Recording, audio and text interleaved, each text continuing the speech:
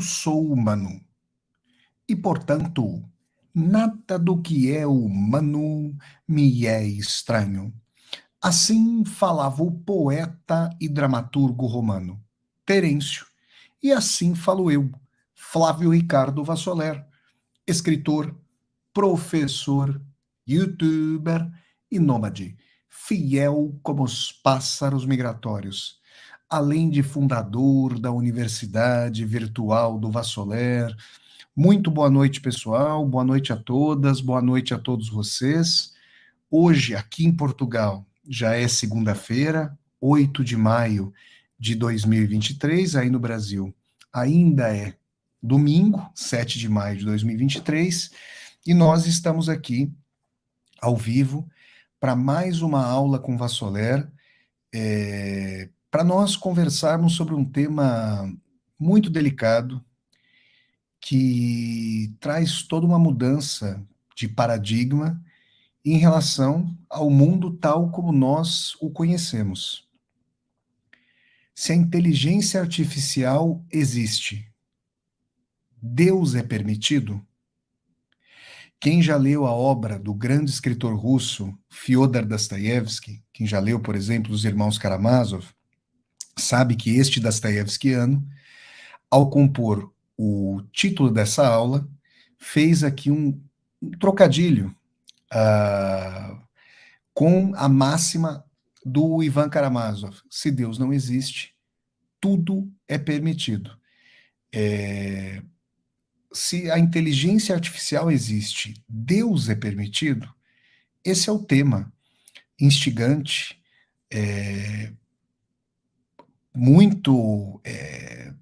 É um tema desafiador, porque é possível que a nossa geração, é possível que nos próximos 40, 50 anos, muitas pessoas que estão assistindo a essa live ainda vão estar aqui. Não sei se este professor, escritor, ainda estarei aqui, mas muitas pessoas estarão. Muito do que nós entendemos como interação humana pode envolver aspectos cada vez mais pós-humanos. E muito do que a gente concebeu até agora como metafísica, transcendência, divindade ou divindades, tudo isso pode mudar profundamente. Não será do dia para a noite, apesar de que as mudanças são vertiginosas. E é sobre esse tema que a gente vai falar na aula de hoje. Antes de mais nada, quero pedir a todas e a todos vocês que deem um like aqui no vídeo, que curtam esse vídeo, que disseminem esse vídeo pelas redes sociais, para que nós possamos dialogar com cada vez mais e mais pessoas. Deem um like no vídeo, se inscrevam aqui no meu canal, Flávio Ricardo Vassoler, e toquem a sinetinha para vocês poderem receber as notificações, tá bom? Aqui embaixo do vídeo, vocês têm duas teclas. A primeira tecla, seja membro, e a outra tecla, valeu. Vocês podem se tornar membros humanistas ou então fazer uma contribuição financeira aqui para o canal. Quem estiver no chat aqui do YouTube, eu sempre faço assim, porque o chat está aqui do meu lado direito da tela, para vocês aparece à esquerda, mas para mim à direita, como se a gente estivesse espelhando aqui. No chat vocês podem mandar um super sticker, que é uma saudação paga, ou então um superchat, uma pergunta paga. Vocês ajudam muito aqui o meu canal do YouTube. Caminhamos para 82 mil pessoas aqui no canal, tá bom? Vamos lá então, gente. Pessoal, vocês têm dimensão de que dezenas de milhares de religiões nasceram, cresceram, muito ou nem tanto, e morreram na história da humanidade? Vocês têm dimensão de que o politeísmo era completamente dominante à época de Jesus Cristo, e o monoteísmo, apesar de o zoroastrismo, uma tradição religiosa que vem ali do coração da Pérsia, no Irã, ter sido e ser monoteísta, né? O politeísmo era dominante na antiguidade. Como é que nós olhamos hoje, 2023, na nossa época, para o politeísmo? A gente olha como a gente olha, de repente, para um templo abandonado. É um fóssil. A gente olha com respeito histórico, mas olha com distanciamento, porque afora alguns grupos, ou afora algumas práticas, o politeísmo é residual, em comparação, por exemplo, com as três grandes religiões abraâmicas: o judaísmo, que é o tronco da árvore, e o cristianismo e o islamismo, que são os seus dois maiores galhos, né? O Islã tem mais de 1 bilhão de adeptos e o cristianismo também. Mas aí é importante dizer o seguinte: as religiões, as tradições religiosas, eu respeito todas elas, já disse isso aqui muitas vezes no meu canal, que eu não tenho nenhuma religião, eu tenho bastante espiritualidade, mas não tenho nenhuma religião. As tradições religiosas, elas não são próximas a depender de onde a gente nasceu. Isso deveria, né, ser uma coisa trivial, óbvia, mas o narcisismo humano dificulta profunda, o narcisismo humano e a falta de oportunidade para as pessoas viajarem, para as pessoas conhecerem outros países, dada a brutal desigualdade, por exemplo, da sociedade brasileira, tudo isso dificulta um processo que eu chamaria aqui de perspectivismo dos seus próprios valores. Eu morei 1 ano na Rússia, 2 anos lá nos Estados Unidos e faz quase 2 anos e meio que eu moro aqui em Portugal. Então a gente pode colocar aí que dos meus quase 42 anos, quase 5 anos e meio foram anos em que, ao longo dos quais, eu conheci outras culturas. Claro que a cultura portuguesa tem muito diálogo com a cultura brasileira, mas a cultura dos Estados Unidos e da Rússia, a despeito da influência que os Estados Unidos exercem sobre o Brasil, são culturas muito diferentes da brasileira. E aí eu pude ver quão brasileiro eu sou, como a minha cultura estabelece mediações para o meu comportamento, saindo do Brasil. Isso dialoga, por exemplo, com o que o Saramago certa vez disse, né? Que você só sabe que está numa ilha quando você sai da ilha. E eu estou dizendo isso porque se perceber, por exemplo, uma pessoa que, como eu, teve formação católica, meus pais eram católicos, perceber que o catolicismo é uma vertente de fé e não a única, ter o ecumenismo de um Papa João XXIII, que no Concílio Vaticano II abriu, flexibilizou a dimensão do monopólio de verdade para a Igreja Católica, foi ecumênico, tolerante, teve uma perspectiva liberal, no sentido do forte liberalismo, de respeito às outras perspectivas. Isso é algo, para a trajetória dogmática, autoritária da história humana, é algo que destoa. É algo bonito, mas infelizmente é algo que destoa. E eu estou dizendo isso porque se eu tivesse nascido no Japão, as probabilidades estariam para eu ser budista. Se eu tivesse nascido em Belém, na Palestina, até teria uma chance probabilística de eu ser cristão, mas a maioria dos árabes em Belém, né, cidade onde nasceu Jesus Cristo, a maioria é muçulmana. E assim a gente pode colocar essas questões. Para além desse perspectivismo, tem um aspecto que une as mais diversas tradições religiosas, que é a perspectiva da finitude e o que as diferentes religiões dizem sobre a morte.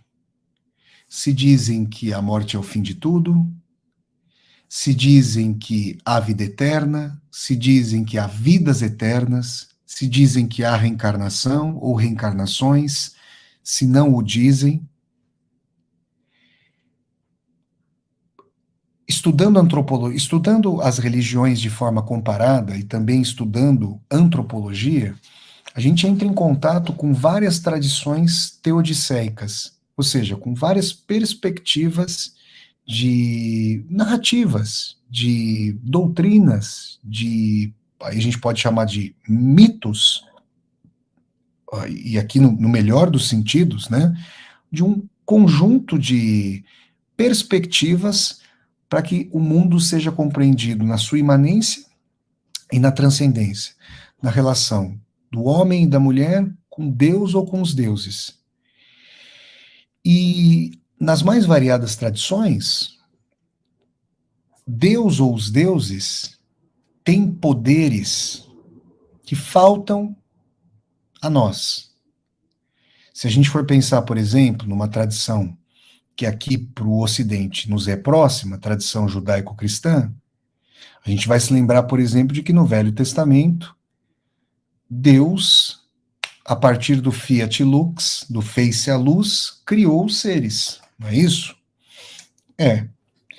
E a gente interpreta, existem várias correntes de interpretação, mas que, para, por exemplo, o judaico-cristianismo, a vida não termina com a morte. O que vai acontecer depois da morte, esse aspecto varia muito de tradição religiosa para tradição religiosa. Por exemplo, meu irmão, Danilo, um abraço para ele, é testemunho de Jeová. Então, ele acredita que as pessoas morrem e no dia do juízo final, nesse processo, as pessoas ressuscitarão, né? E passarão ali pelo juízo de Deus. É uma perspectiva em que ele acredita. Pessoas de outras tradições têm outras perspectivas, mas o que une todas essas perspectivas é a dimensão de que existe uma clivagem intransponível entre nós e Deus, ou os deuses, e além disso, existe uma dimensão de finitude, ao menos imanente, que pode ser seguida, a depender da fé da pessoa, por uma existência eterna. Então, se nós pensarmos que a dimensão da finitude é uma dimensão central ao redor da qual orbitam perspectivas espirituais, é assim que a gente consegue encontrar um denominador comum para essas múltiplas tradições religiosas que já houve, que ainda existem e que passarão a existir com novas interpretações, com novas criações, com novas vertentes religiosas. Percebem, não? Mas nós estamos à beira aí de um contexto histórico, político, filosófico, que promete revolucionar toda a nossa perspectiva de interação, não só com as demais pessoas, conosco mesmos, mas com Deus. Eu gostaria que vocês, por favor, essa aula aqui, eu quero dizer para vocês que a minha aluna Vera Bobrov, um abraço para Vera, me mandou um texto ontem do Slavoj Žižek sobre a inteligência artificial, inclusive sobre essa dimensão de Deus, e após ler esse texto, e já tendo lido o livro Homo Deus, do Yuval Noah Harari, né, o historiador israelense,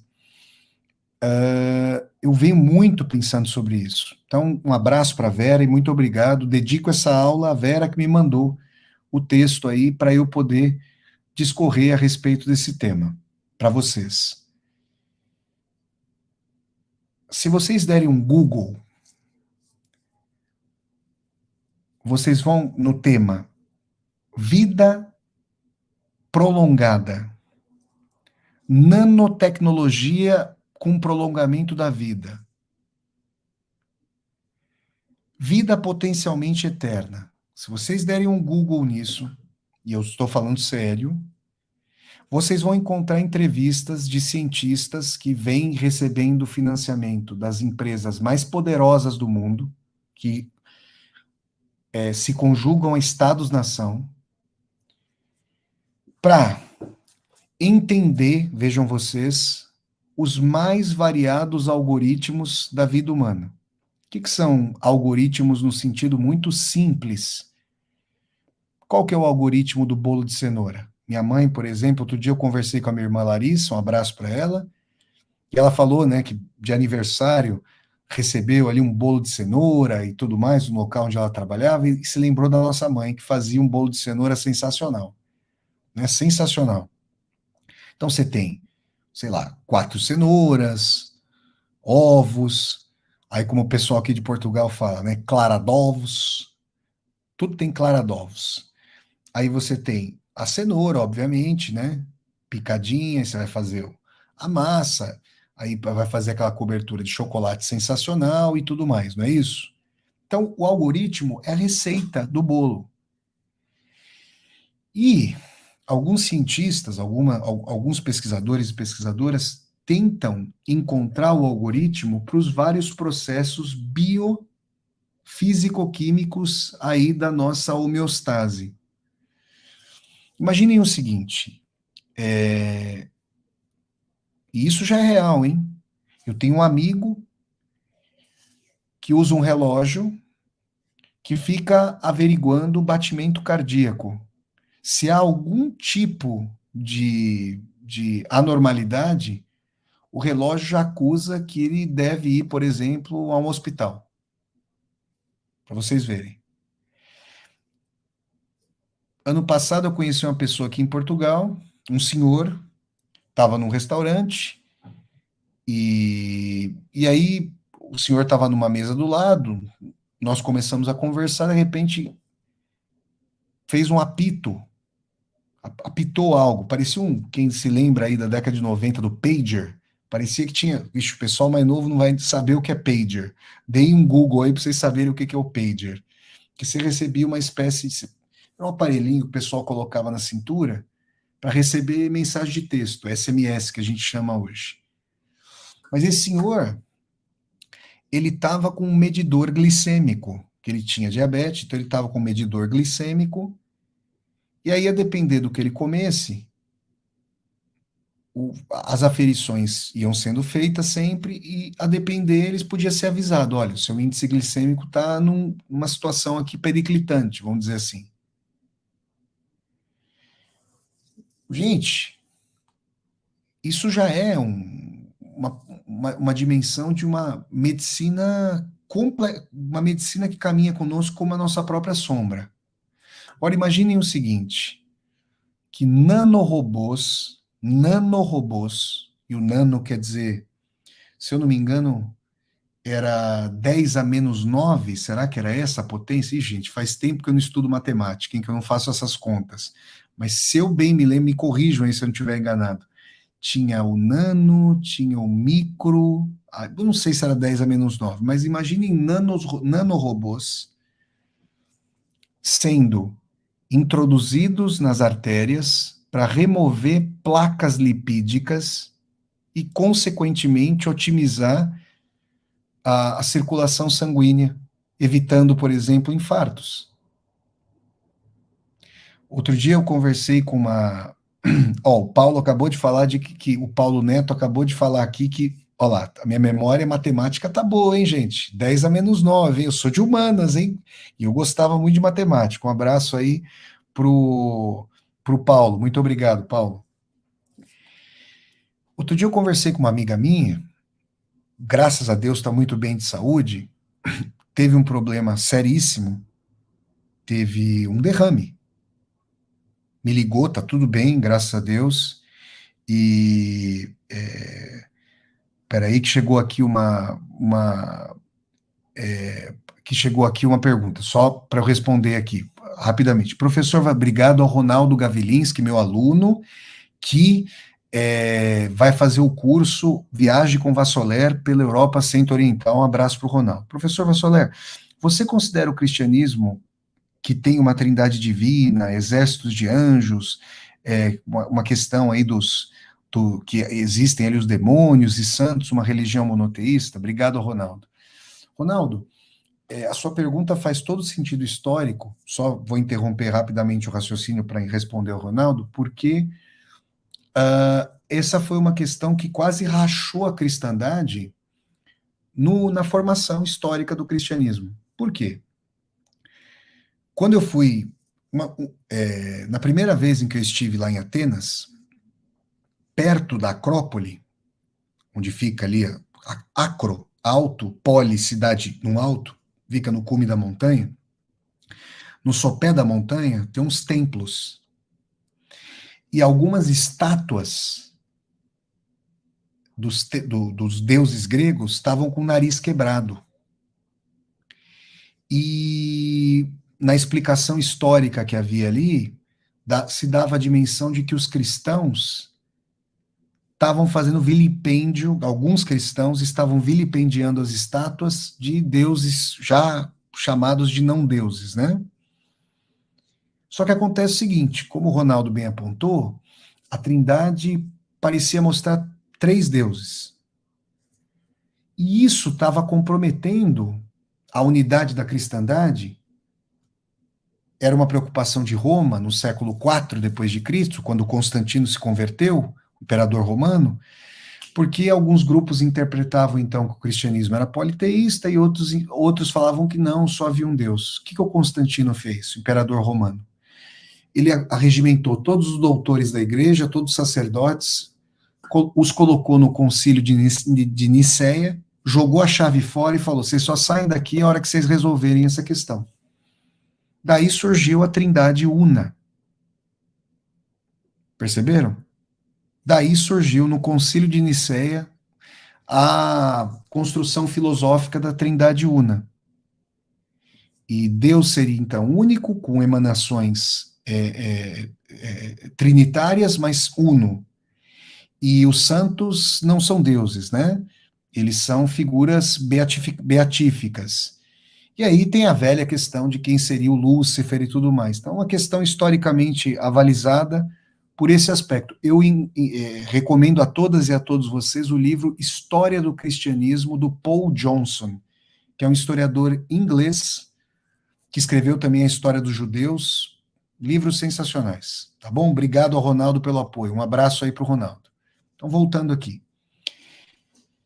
Eu dizia então a vocês o seguinte: as tradições religiosas, por diferentes que sejam, têm como denominador comum a pergunta sobre a morte. E, gente, todas e todos nós, mais dia menos dias, vamos deparar com a morte. Infelizmente, isso já aconteceu comigo. Com a morte de entes queridos, com medo da nossa própria morte, com o sentido da vida, se é que há sentido, para quem acredita, para quem não acredita, em face da morte. E, em comum, as várias tradições religiosas têm uma vivificação da vida com uma superação da morte. Agora, voltando bem ao ponto sobre o qual eu estava falando. Eu dizia que uma amiga minha teve um problema sério de saúde, teve um derrame. Graças a Deus está tudo bem, um grande abraço para ela. Ela, assistindo a esse vídeo, ela sabe que eu estou fazendo uma homenagem para ela nesse momento. Um grande abraço para ela, que graças a Deus está tudo bem com a saúde dela. Um trombo chegou até uma zona cerebral, ela teve um derrame, e ela me contou, é uma coisa impressionante, impressionante isso que eu vou dizer a vocês. Foi colocado ali uma espécie de catéter, introduzido a partir da virilha, que caminhou por toda a extensão do corpo até o cérebro, e o trombo foi pinçado. Ela não está com sequela nenhuma. Tem que fazer fisioterapia e tudo mais, mas graças a Deus está muito bem. Isso é uma coisa impressionante. E esse é um exemplo de uma evolução tecnológica que, tempos atrás, ausente, não permitiria que determinadas pessoas pudessem tocar a sua vida. Vocês percebem, não? Então, gente, existem entrevistas de cientistas do Vale do Silício, por exemplo, dando conta de que a crise dos 50 pode começar aos 250 logo logo. E, eventualmente, algumas pessoas podem prolongar a sua vida para além da idade matusalêmica. Vocês lembram do Matusalém da Bíblia? Tinha mais de 800 anos, talvez. Então, o que eu quero dizer para vocês? A imortalidade, ou, o postergamento da morte, mais uma potencial imortalidade. Tinha um filme na década de 90, ao qual eu assisti muitas vezes, o Highlander, com Christopher Lambert, não sei se vocês se lembram. O Highlander era imortal. Ele só morreria se cortassem a cabeça dele. Eu me lembro disso como se fosse agora. E isso está cada vez mais factível. Talvez não na minha vida, quem tiver a minha idade, mas talvez num raio bem mais curto do que nós possamos imaginar, um século, menos de um século. E aí, gente, prestem atenção a isso agora. Aí que o monopólio da eternidade deixa de pertencer a Deus, nesse caso. E é por isso, entre outras questões que eu vou levantar aqui com vocês, é por isso que Yuval Harari falou do Homo Deus. Porque imagina, a gente reza assim, né? Ou, quem é cristão, Pai nosso que estais no céu, santificado seja o vosso nome, venha a nós o vosso reino. Aí vai lá, no final da oração, agora e na hora da nossa morte, amém. Não, aí tem a Ave Maria. Bom, de qualquer maneira, agora e na hora de nossa morte. Então, essa dimensão da morte é uma dimensão essencial para praticamente todas as tradições religiosas. Se a morte já não acontece da mesma forma, não vier a acontecer da mesma forma, ou eventualmente não vier a acontecer, ou se vier a acontecer num postergamento que para nós tenderia ao infinito em face da nossa vida curta e abreviada, necessariamente a nossa relação com a divindade, com a perspectiva de divindade pode mudar. Talvez não a nossa, porque o sistema capitalista, tal como ele se configura, ele vai passar por se ele sobreviver aos solavancos das suas contradições, e não o fará da forma como existe hoje. A inteligência artificial e a automação fazem com que a extração de mais-valia, ali na teoria do Marx, para a formação do valor, seja feita não mais e cada vez menos com extração de trabalho humano. Você coloca a ciência para potencializar o valor do trabalho, só que você não tem compradores e compradoras para os produtos cada vez mais. O que significa que é aquela visão apocalíptica do Mad Max, do Blade Runner, esses dois filmes estadunidenses, não é despropositada.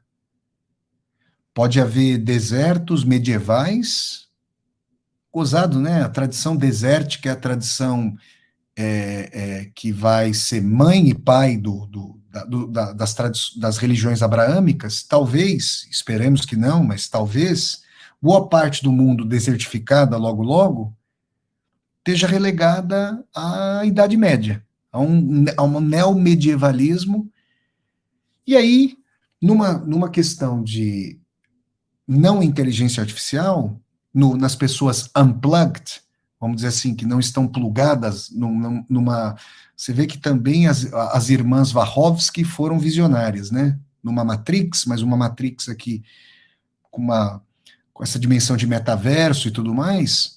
Aí você pode ter Idade Média, para as pessoas que não têm mais solvência econômica. A maioria da humanidade, a maioria de nós. Mas você pode ter verdadeiras, sei lá,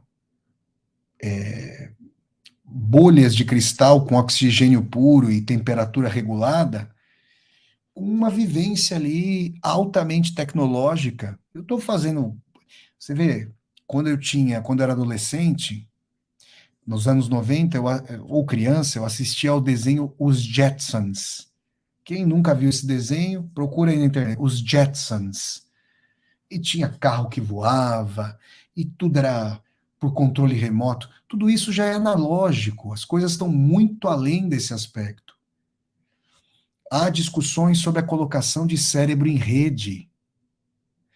Eu já ouvi neurocientistas como Miguel Nicoleles falando sobre, digamos, a impossibilidade de fazer um download de um cérebro, passá-lo para uma placa de silício. Só que a questão é a seguinte, gente. Nós estamos aqui nos primórdios desse desenvolvimento. Vocês devem ter visto que essa semana um dos grandes investidores de empresas de hipertecnologia chegou a propor aí uma trégua de 6 meses, como se 6 meses fosse um tempo assim exorbitante, para que se fossem feitos debates a respeito de para onde essa tecnologia vai. E eu quero dizer uma coisa para vocês. Uma vez o Vladimir Putin, presidente da Rússia, dando uma entrevista para um jornalista que não era russo, talvez fosse indiano, o jornalista, creio que era ou indiano ou paquistanês, o jornalista perguntou para ele: é possível estabelecer firmemente com as novas tecnologias que estão sendo desenvolvidas? E, gente, quando a gente pensa em tecnologia, historicamente a gente pensa primeiro em tecnologia bélica, militar, e depois a gente pensa em tecnologia civil. Essa é a história da tecnologia. Pesquisem sobre a origem da internet, vocês vão chegar ao Pentágono, né, que é vamos dizer assim, o departamento militar mora ali dos Estados Unidos, não é isso? Bom, o camarada perguntou ali, o jornalista perguntou para o Putin: é possível haver uma legislação sólida do direito internacional para fiscalizar esses novos rompantes tecnológicos? E assim, gente, quem acompanha o meu trabalho sabe que eu sou tão crítico ao regime dos Estados Unidos quanto sou crítico ao regime do Putin. Mas eu nunca neguei que se trata de uma pessoa muito inteligente e preparada, mesmo que eu não concorde com suas posições. E o Putin deu uma resposta, mais uma vez, inteligente, dizendo o seguinte: não tiraram o gênio da lâmpada? Como é que coloca o gênio de volta para a lâmpada, de volta à lâmpada agora? Como é que ele volta para a lâmpada? Porque é o seguinte: quem garante? Quem vai supervisionar os laboratórios patrocinados pelo erário público, pelos investimentos, pelos mega investimentos, para saber se este país parou de fazer suas pesquisas? Porque, gente, a gente está falando de tecnologias que podem gerar soldados ciborgues, que podem implicar uma cyberguerra que, antes da disparada de qualquer míssil para destruição de infraestrutura, pode, por exemplo, acabar com as centrais elétricas de internet de um país, o que significa parar a economia de um país. Outro dia, houve um ataque, um enxame de drones atacando, por exemplo, Moscou. Deixa eu fazer aqui Vejam, eu sou leigo, mas eu tenho imaginação literária. E, aliás, eu nunca vi uma época em que a imaginação acaba se tornando cada vez mais tangível. Ou seja, aquelas especulações teológicas, muitas vezes descoladas da realidade, da Idade Média, hoje elas podem ser materializadas com a ciência, eventualmente com a ciência hardcore aí no seu modo de desenvolvimento atual. Vamos pensar o seguinte: vocês não têm, quer dizer, vocês, né? Os metrôs aí mundo afora, os policiais chineses não usam os metrôs mundo afora, não tem câmeras. Muitos policiais chineses nos óculos de sol, de reconhecimento facial. Aí você chega, número de seguridade social, no caso do Brasil, CPF, RG, endereço, sei lá, os dados da pessoa. Você não puxa, faz uma coligação de dados? Imaginem vocês, então, que por coligação de informações seja possível que um drone de ataque militar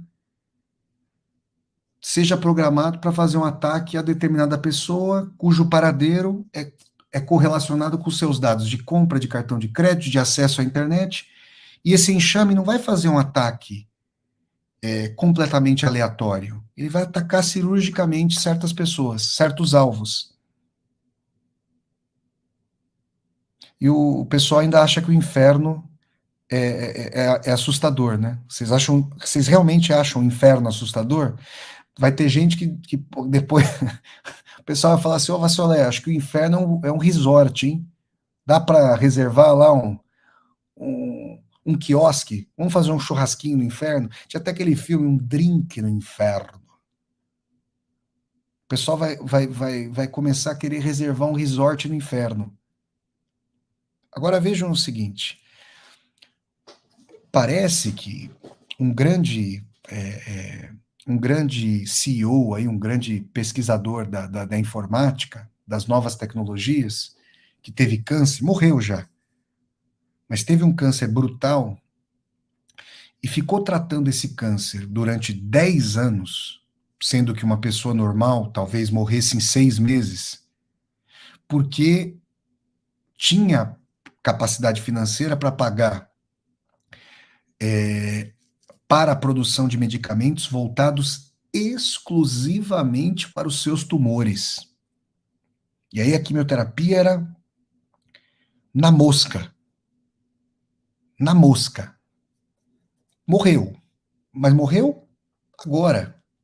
Talvez não venha a morrer. Isso não vai ser democratizado.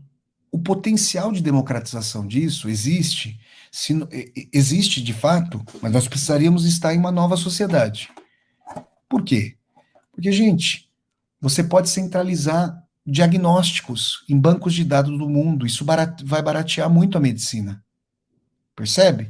Vai desempregar muitos médicos que vão fazer diagnóstico, que vão ter que ir para outras áreas e ramos da medicina.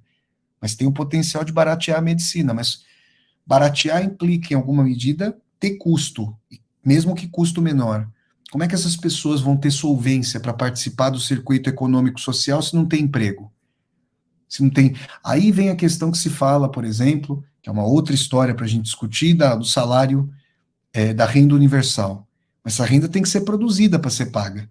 Aí é uma longa discussão, não vem ao caso aqui para nossa aula. De qualquer maneira, eu estou dando alguns exemplos para vocês que, gente, houve um cientista na China que conseguiu, por meio de uma manipulação genética, produzir em laboratório, dar à vida em laboratório seres humanos imunes ao HIV. Foi profundamente criticado, se eu não me engano, foi até processado, não sei se ele foi condenado, não vou dizer o que aconteceu, não tenho essa informação.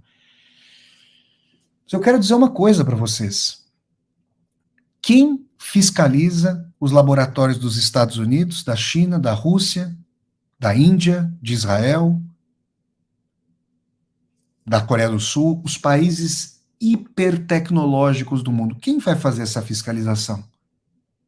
Gente, as Nações Unidas, elas não conseguem nem refrear o cinismo dos Estados Unidos quando os Estados Unidos riram da nossa cara e disseram que havia armas de destruição em massa no Iraque. Vocês lembram da desculpa esfarrapada para fazer? Né, os Estados Unidos não gostam da invasão da Ucrânia, e é lamentável essa invasão da Ucrânia, mas é isso, né? A invasão dos outros não pode, a deles pode, não é isso? Então, a deles pode. E invadir o Iraque com isso. O Conselho de Segurança da ONU bloqueou os Estados Unidos em quê? Os Estados Unidos estão cansados de dizer que o direito internacional vale para quem é fraco, não para eles. A gente já sabe das arbitrariedades dos Estados Unidos. Agora vocês imaginem para a produção desses armamentos, desses artefatos. Então eu quero dizer uma coisa. No Ocidente judaico-cristão, quais eram as 3 características mais basilares que a teologia atribuiu a Deus? Vamos lá. Onisciência. Certo? Certo. Tudo sabe, tudo vê. Tudo, há pouco tempo, teve um escândalo em Israel. Israel é um país altissimamente tecnológico. Boa parte dessas startups de tecnologia, desses grandes desenvolvimentos, boa parte está lá em Israel, além dos Estados Unidos, é claro, e da Rússia e da China no sentido militar. E computacional. Foi divulgado que Israel tinha um programa, tem, né? Tinha não, né? Tem. Que conseguia, num raio determinado, que eu não sei determinar qual, que eu não sei dizer, precisar qual, conseguia captar todas, eu repito, todas as conversas acontecendo. Vocês ouviram isso? E aí, uma super tecnologia faz o quê? Você dá um comando, refina a busca, e você chega às conversas, por exemplo, para falar, ó, a gente vai embarcar a arma tal, vai ter, sei lá, um ataque, a bomba tal, e não sei o quê. Vocês estão entendendo? Isso se chama onisciência, não se chama? Se uma vez tempos atrás, sei lá, 10 anos atrás, eu assisti muitas vezes a um filme, de cujo nome eu não me lembro agora, mas vocês podem procurar na internet, um filme estadunidense, sobre a origem da internet. Sobre como os camaradas... na verdade, não é a origem da internet, propriamente dita. É a utilização da internet para sistema de pagamentos, com cartão de crédito. E os caras lá desenvolveram um método. E nem preciso dizer que os caras ficaram trilhardários, né? Hoje você vê quantas transações, as transações em dinheiro vivo, onde foi? Gente, em vários locais da Inglaterra, por exemplo, ano passado estive lá, os caras, quando eu pegava dinheiro para pagar, por exemplo, sei lá, uma nota lá não é euro, né? Uma nota de 5 pounds, 5 libras, os caras olhavam para mim assim e falavam, meu, quem que é esse pré-histórico?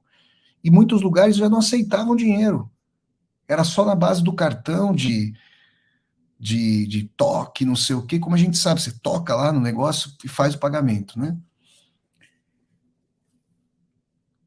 E naquela época, vendo aquele filme, eu não conseguia entender como, por meio porque o filme tinha uma narrativa que era a seguinte, numa determinada parte do filme tinha uma coisa que era a seguinte, os caras chamavam uma moça que fazia danças na internet, e o Departamento de Estado e a CIA queriam contratar essa moça, por quê?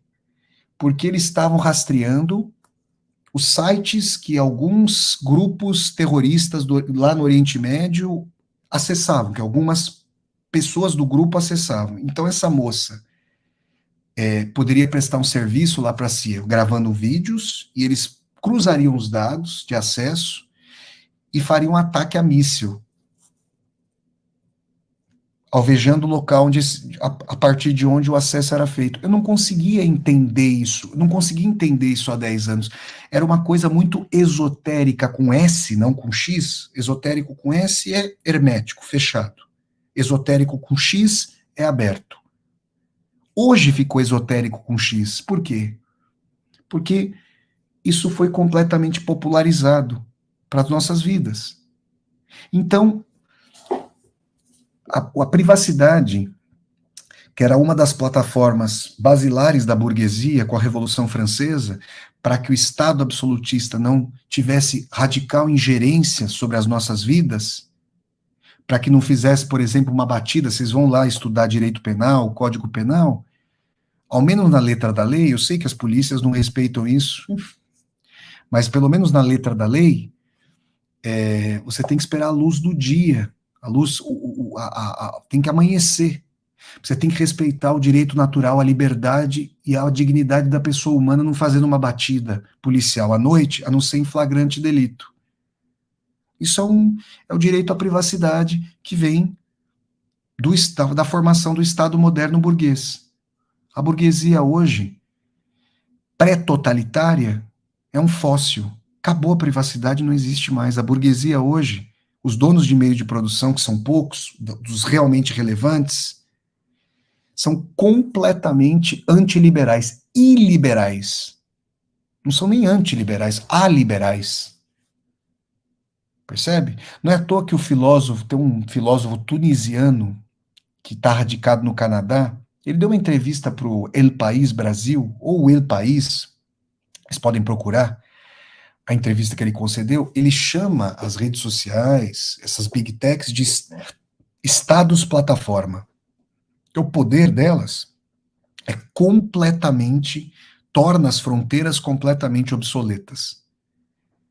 Então, onisciência, onipotência, onipresença, é como se esse homo Deus dissesse para Deus: quer fazer uma terapia comigo? Você quer se confessar comigo? Tá triste? Vocês estão entendendo para onde a gente está indo? Eu aqui quero dizer para vocês bem claramente, eu estou pensando dialeticamente sobre a ciência. Flávio, o que é isso? Calma. Eu já estou fazendo o que eu estou falando, eu estou fazendo. Mas eu vou desvelar isso. Eu estou pensando sobre o signo da contradição, ou seja, a ciência da vacina, a ciência do computador, a ciência da quimioterapia, da radioterapia, da tomografia, do avião, do trem-bala, da eletricidade, da calefação, é maravilhosa.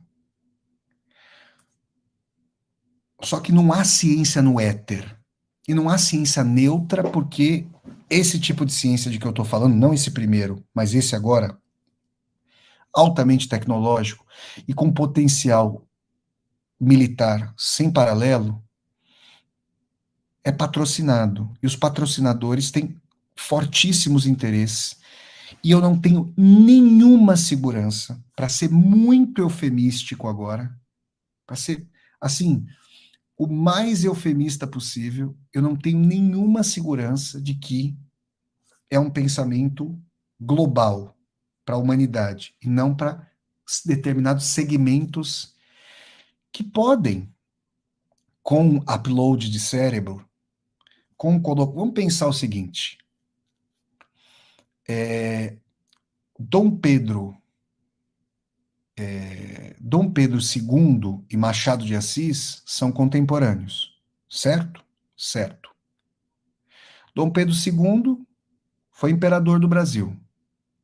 Machado de Assis, junto com Guimarães Rosa, a meu ver, nosso maior escritor. Machado de Assis nasceu no Morro do Livramento, no Rio de Janeiro. Infelizmente, esse morro, inclusive, se tenta determinar onde ele nasceu, mas não se sabe exatamente. Então, Machado de Assis tem uma origem muito humilde. Mas o Dom Pedro II nunca poderia ter 3 vidas, não escreveria Dom Casmurro, nem Memórias Póstumas, nem os contos maravilhosos que o Machado trouxe para nós. Os dois eram homo sapiens. E claro que isso é uma exceção que confirma a regra. Se você não dá oportunidade para as pessoas, é muito difícil que as pessoas, a maioria de nós, tenha uma inteligência mediana, né? O Dom Pedro II não era gênio, o Machado era. Mesmo nascendo numa situação muito difícil, conseguiu, com a sua genialidade, construir algumas das obras mais importantes aí da história da literatura. Ambos eram homo sapiens, tá?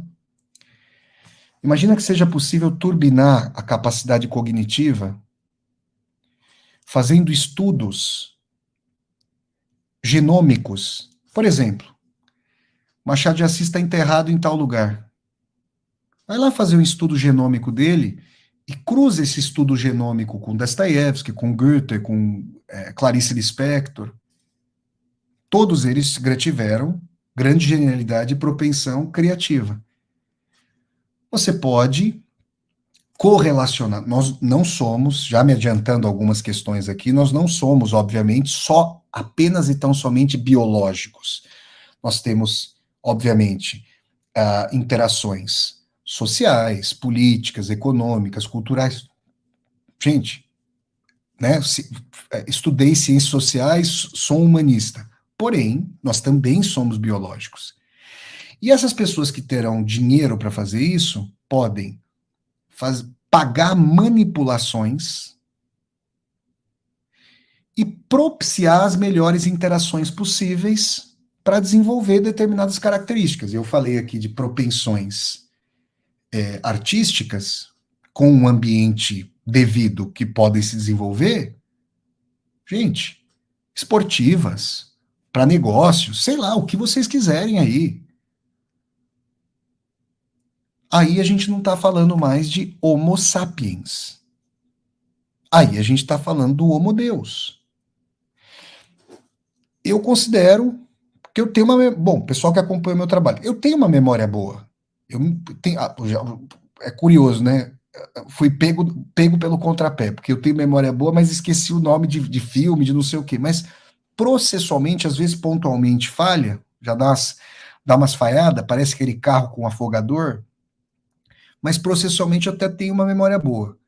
Mas é uma memória que tem massa cinzenta, né? Como a memória de vocês, de todas e todos nós. Minha memória, que posso falar boa, ela é aquela, é como se fosse ali um fusquinha perto de uma Ferrari, vamos dizer assim, desse tipo de correlação computacional. Vocês estão de brincadeira.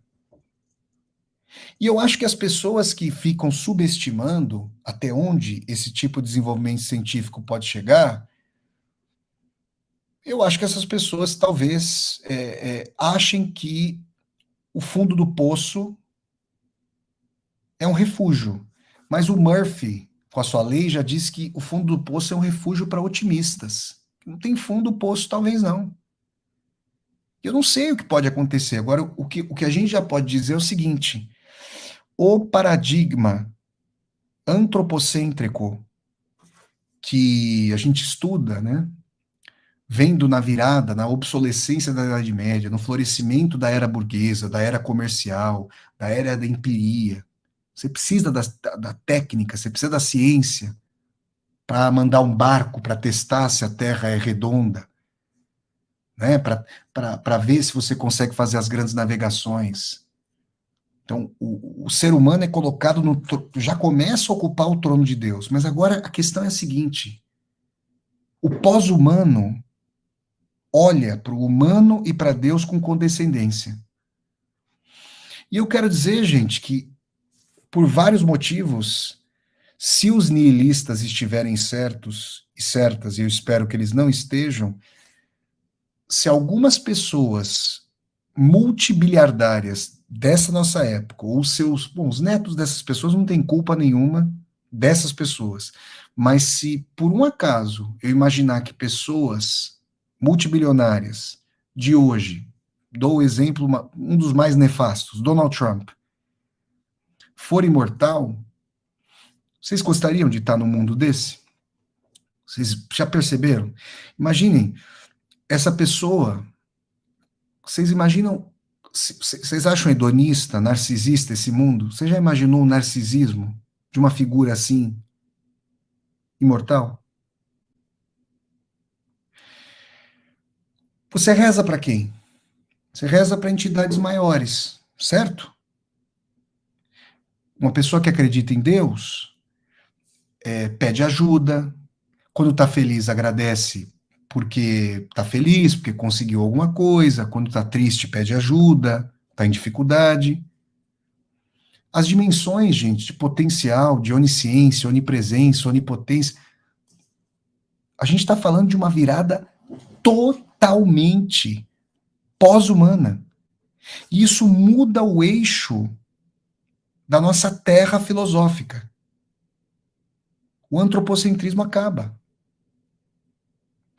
E aí, o Harari faz algumas perguntas que são várias perguntas relevantes. É um grande autor.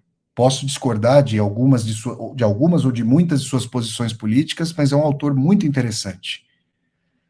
Porque ele especula o seguinte: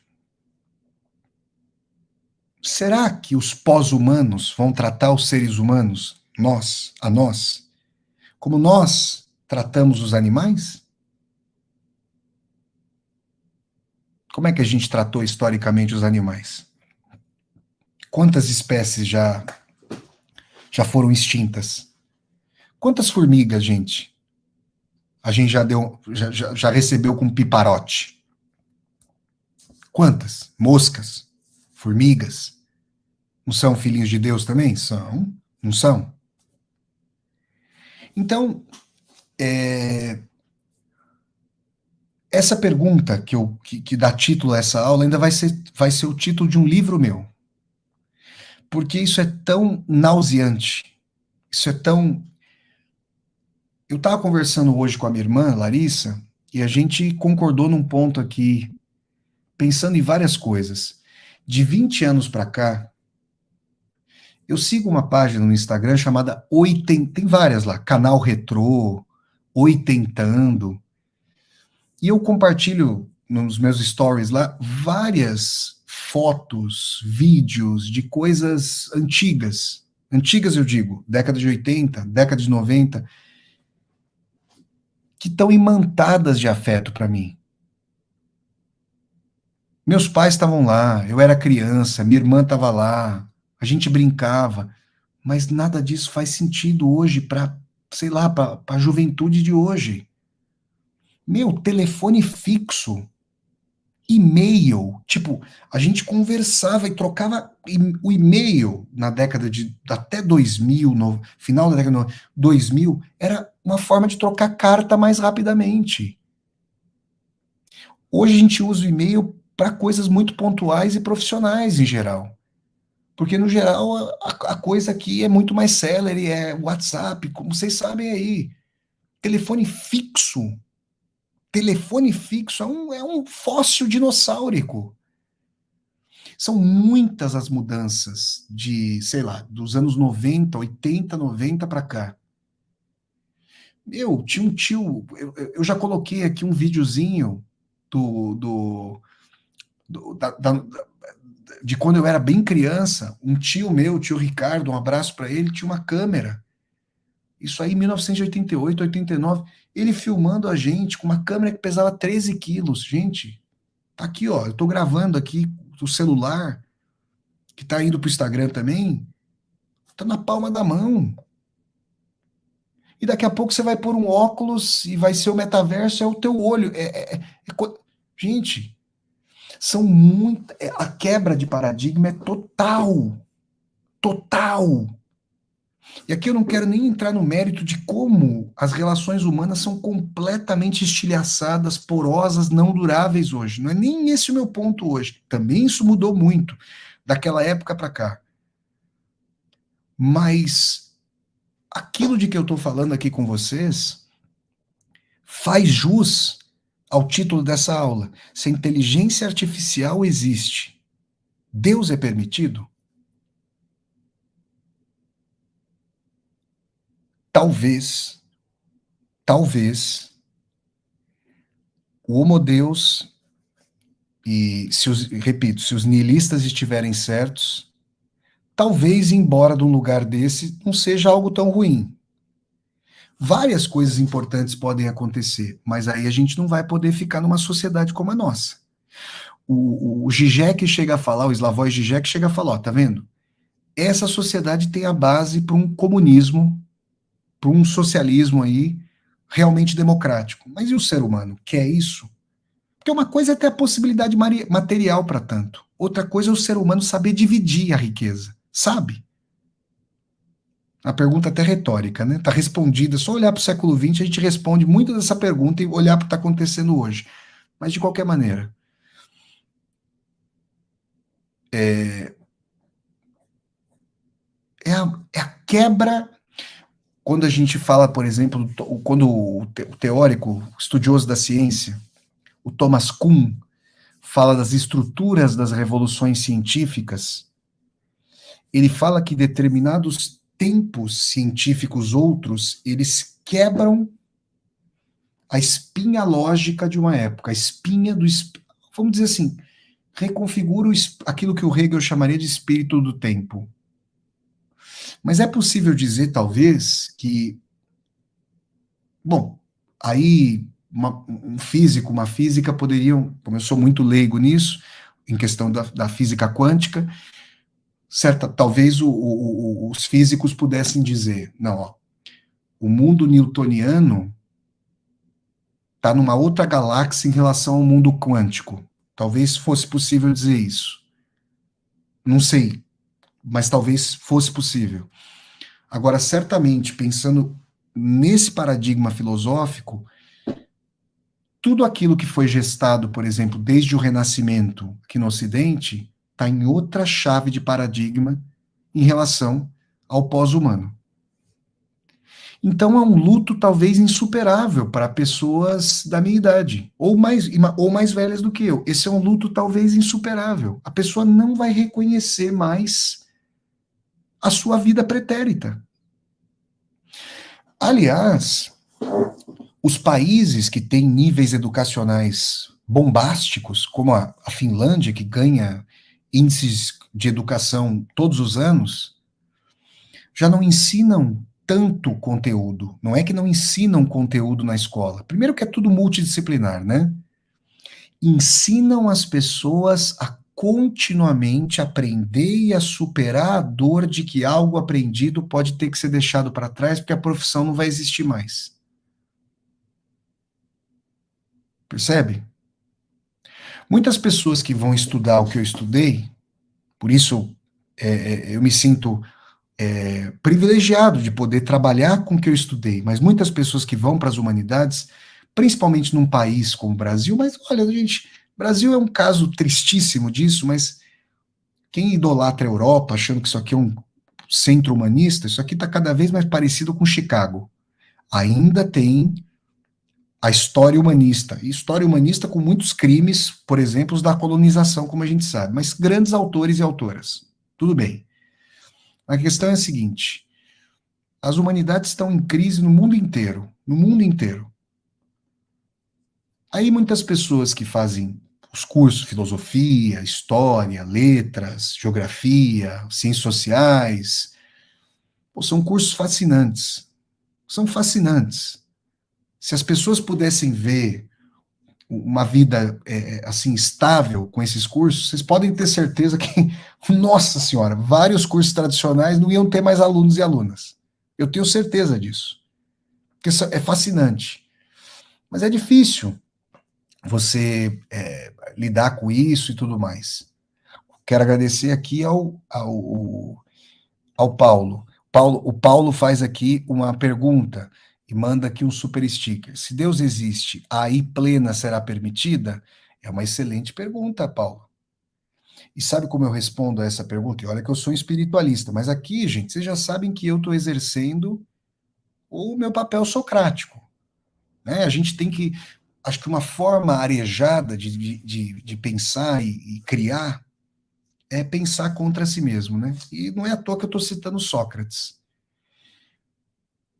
Tá aí uma hora para que para que a divindade, para que o plano espiritual responda a essa questão, porque essa aí plena, uma pergunta muito inteligente do Paulo, muito obrigado.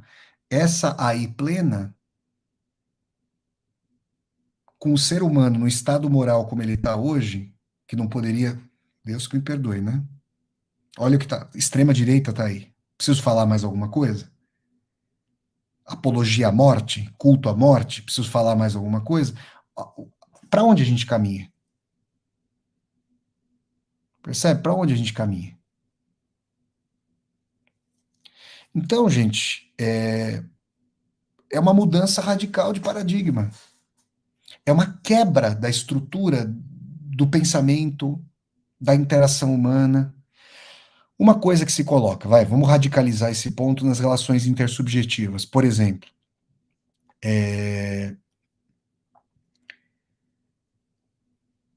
hoje você tem aplicativos aí que colocam o ser humano, os seres humanos numa gôndola de supermercado e as pessoas vão passando as páginas aí e se tem algum tipo de atração por uma foto, podem começar a interagir com a pessoa e isso tem levado, e é muito importante que haja liberdade sexual sem a menor dúvida, isso tem levado a interações cada vez mais furtivas. As pessoas muitas vezes se encontram sexualmente e isso supostamente pressupõe corpos nus, sempre pressupondo consentimento, pelo amor de Deus, corpos nus pressuporiam intimidade, não poderia haver menos intimidade hoje, como nós sabemos, né? E por que as pessoas são postas como mercadoria na gôndola e se colocam como mercadoria? E por que a relação naturalizou oferta e procura, coisa que talvez não, escandalizaria outras gerações? Qualquer tipo de dissonância, de atrito, coisa completamente natural das relações humanas, me surpreenderia não haver, sendo pessoas diferentes, me surpreenderia que não houvesse isso. Qualquer tipo de dissonância vira a página do catálogo, certo? Tem uma coisa ainda mais radical do que isso. Assistam ao filme, que é um filmaço, inclusive, um filmaço, chamado Her. Já viram esse filme? Não sei, eu não sei qual seria o nome desse filme em português.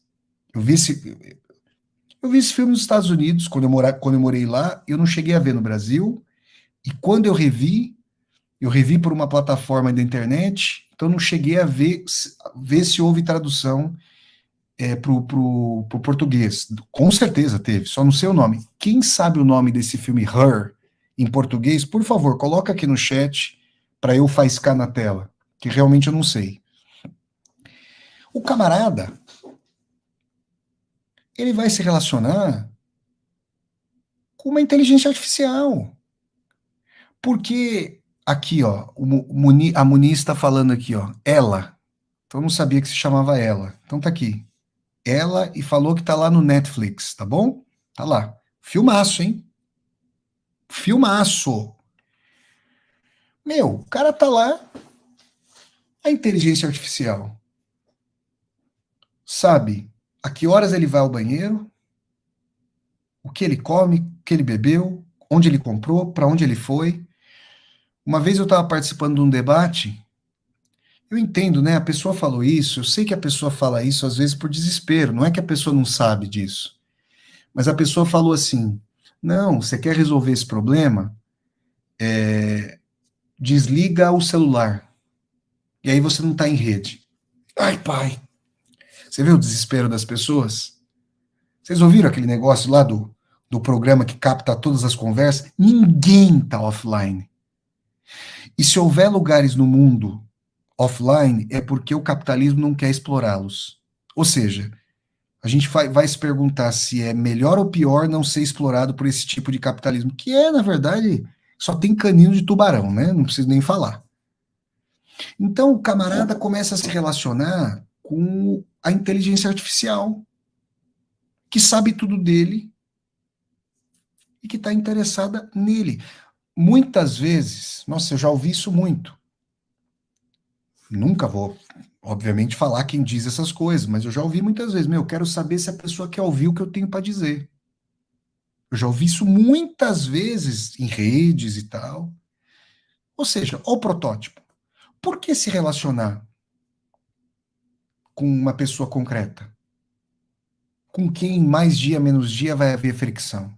Se, se o hedonismo pode ser levado às últimas consequências, por que não Ô, gente, vocês já ouviram falar da poluição noturna?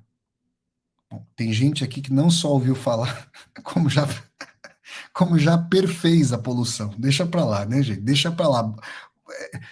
Escamoteemos. Mas assim, ué, gente, você tá vendo um filme, sei lá, a pessoa fica excitada diante de alguém que você vê no filme, sei lá, né? As pessoas têm as reações libidinais tradicionais, né?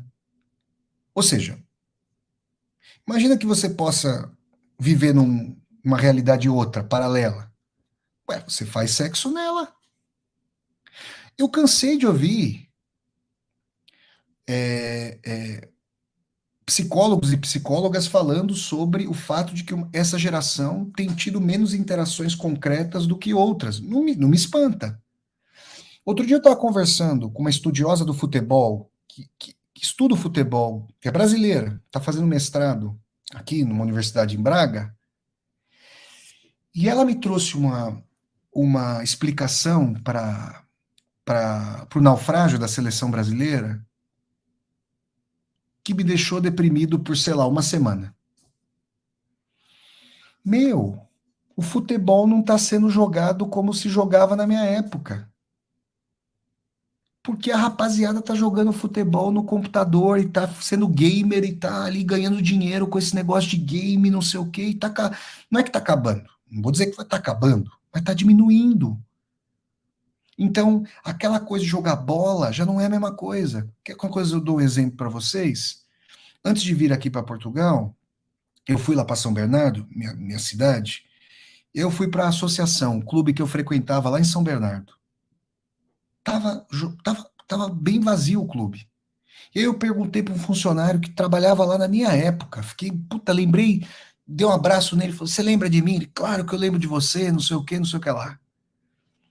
E eu falei: "Meu, mas cadê a rapaziada? Cadê a molecada jogando bola?" Ele falou: "Meu, o negócio é o seguinte, hoje aí essa rapaziada só quer jogar bola em condomínio." Aí tem o livro fantástico lá do Christian Dunker sobre essa lógica condominial. Mas aqui a gente tá falando aí que não é mais interagir fisicamente, é ficar ali no quadrado virtual.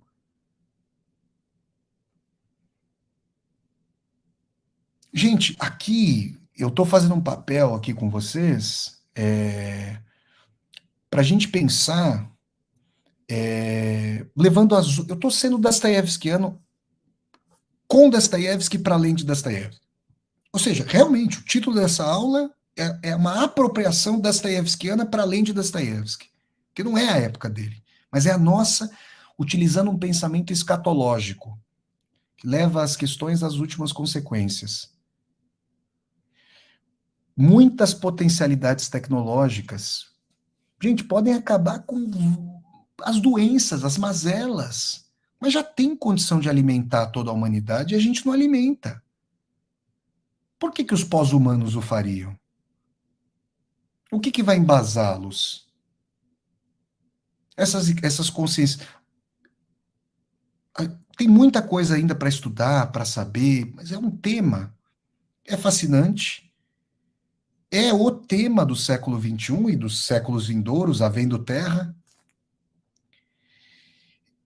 Mas é o luto mais epocal da história humana, porque justamente a história vai começar a ser pós-humana. Aí o Nietzsche, se estivesse aqui, ia falar: olha, Vassoler, isso aqui é o Übermensch, que é o além do ser humano. Perceberam? Estão alarmados e alarmadas? Eu também. Terrível. Vocês têm confiança nos donos do mundo? Eu também não. É por isso, gente, que pessoas da minha idade e mais velhas, por mais se adaptem, porque as pessoas têm que sobreviver, têm que ganhar o pão de cada dia, têm que trabalhar, animicamente tem uma sensação de inadequação muito grande com esse tipo de época. Isso vai aumentar. É, gente. Nunca se precisou tanto das humanidades, das reflexões críticas, numa época, pelo menos em termos hegemônicos, que privatiza, solapa, escanteia.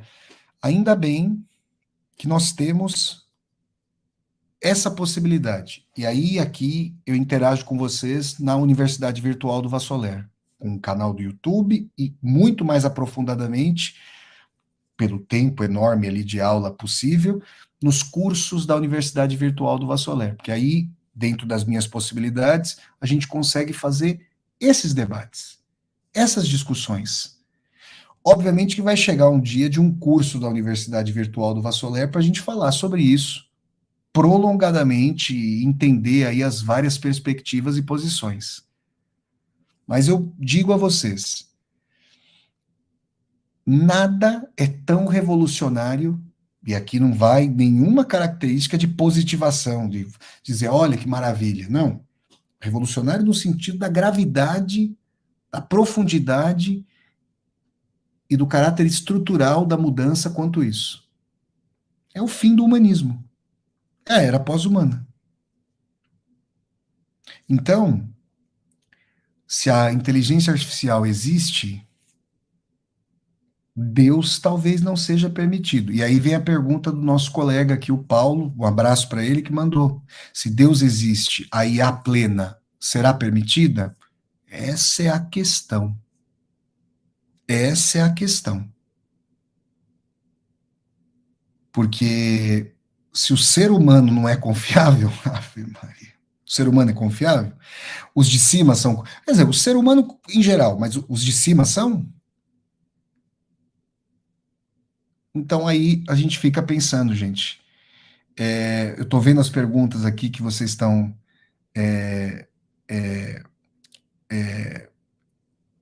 trazendo. Tem pessoas otimistas, tem pessoas pessimistas. Eu estou tentando refletir com vocês. Obviamente que eu tenho muitos receios com relação a isso. Tenho, gente. Mas, Vassoler, você é um cara que confia na racionalidade. Você fez mestrado, fez doutorado. Gente, eu quero dizer uma coisa para vocês. Eu já fui ao campo de concentração de Sachsenhausen, ao norte de Berlim. Eu fui ao campo de concentração de Auschwitz, Auschwitz I e II, ao sul da Polônia. E eu já fui ao campo de concentração de extermínio de Treblinka, a cerca de 1h10 de Varsóvia. Eu sei de ver o que se pode fazer quando as piores tendências do ser humano se apropriam da racionalidade. Eu conheci a dialética do esclarecimento, que é pura sombra. Eu conheci ali. Foi empregado daquela forma. Tudo isso todas essas coisas, se levadas às últimas consequências, podem transformar o inferno daqueles campos de concentração num subinferno, porque ainda tem inferno mais baixo. Percebe? Não dá para. Quando o Theodor Adorno pergunta se é possível poesia após Auschwitz, ele, alemão judeu, tendo vivido na geração que fez aquele horror, você não consegue ter um otimismo acrítico com relação à ciência. O que não significa, vejam, o Kant, o Immanuel Kant, grande filósofo alemão, ele fazia essa dimensão da razão instrumental, que é a razão que fez Auschwitz, por exemplo, instrumentalizando o outro, e a razão emancipatória, a razão crítica, que teria base ética. Não é só o pensamento racional embasado pela ética. Daí vem o imperativo categórico ético, a ação que se universaliza a partir do indivíduo, todos podendo fazer o mesmo sem se prejudicar e tal. Percebe? Eu vou terminar essa aula citando para vocês uma colocação de um físico nuclear argentino que trabalhou no laboratório da Madame Curie, Marie Curie, uma grande cientista de origem polonesa, que depois se radicou na França, que até hoje é a única cientista a ganhar o prêmio Nobel, me corrijam se eu estiver enganado, em duas distintas áreas. A Marie Curie esteve à frente da experiência de fissão do átomo. Depois embasou aí a energia nuclear, né? O estudo da energia nuclear. Ernesto Sábato, o maior escritor da Argentina, que me desculpem os borgianos e borgianas, mas ó, admiro muito a poesia do Borges, acho o Borges um autor muito inteligente, criativo, mas com bem menos vida telúrica do que o grande Ernesto Sábato. E em 1994, o Sábato deu uma entrevista para o programa Roda Viva. Tá aí na internet, vocês conseguem encontrar essa entrevista do Roda Viva. O Sábato, eu repito, foi físico nuclear. Fez o doutorado dele lá na França. E aí, em 1994, já um ano pré-histórico, tem pessoas aqui que estão assistindo a essa live, nem estavam vivos e vivas em 1994, certo? Certo. Já naquela época, o Sábado estava falando que a gente poderia se aniquilar a natureza, papapá. Mas aí o entrevistador chegou para ele e falou assim: Ô Sábado, seguinte, lá do Roda Viva, o Sábado, mas e aí? Qual a relação entre ciência e ética? Qual é a relação? A ciência é imoral? É moral? Qual que é a questão? E aí eu vou citar o Sábato, que foi físico nuclear, tendo ido depois para a literatura e tendo escrito sobre heróis e tumbas, o túnel, o escritor e seus fantasmas, livros maravilhosos de ensaios e aforismos. Eu li praticamente tudo do Sábato. Tudo que me caía na mão, das edições do diário La Nación, lá de Buenos Aires, tudo que me caía na mão eu lia. E aí o Sábato falou o seguinte: a ciência não é imoral. A ciência não é moral. A ciência é amoral. Tudo que um cientista puder fazer para se alimentar das suas descobertas, ele vai fazer. Vocês sabem que certas pesquisas feitas pelo criminoso de guerra Josef Mengele, utilizando cobaias humanas, desvelaram aspectos dos limites que a dor de dor que o ser humano suporta e municiaram certos campos da anestesiologia. Eu não vou citar o que aquele criminoso de guerra fez, mas vocês pesquisem que vocês vão ver os exemplos. Quem estiver comigo no curso Viagem com Vassolé pela Europa Centro-Oriental, vocês vão comigo para Auschwitz. Aí a gente vai ver o bloco 12 lá, onde o criminoso de guerra fez, o genocida fez os seus experimentos. O Sábato disse que a ciência é amoral. Não sou eu que estou dizendo isso. Então tá aí a reflexão para vocês. Essa é uma das aulas mais duras que eu já ministrei, mas essa discussão precisa ser feita. Por quê? Por enquanto nós, os humanos, ainda estamos no mundo humano. Não sei até quando. Alguém aqui tem segurança de que as potências mundiais já não estão colocando ciborgues nos campos de batalha? Vocês têm alguma segurança disso? Vocês confiam nas potências mundiais? Quem falar que confia, passa o endereço para mim. Manda mensagem críptica, que eu mando um ovinho do coelho da Páscoa. Pode deixar que eu mando. Gente, tá aí, pessoal. Então, é muito triste. Ainda vou escrever um livro com o nome dessa live aqui.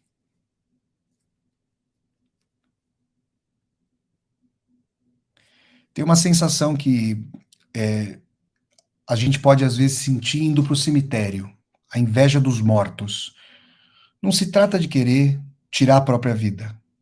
Se trata de perceber que às vezes a vida é tão atribulada, tão regelada, distante, fria, que o camarada está lá enterrado, não tem mais problema. E muitas e muitos de nós, se não a totalidade de nós, já sentimos isso. Só às vezes não sabemos que isso tem esse nome.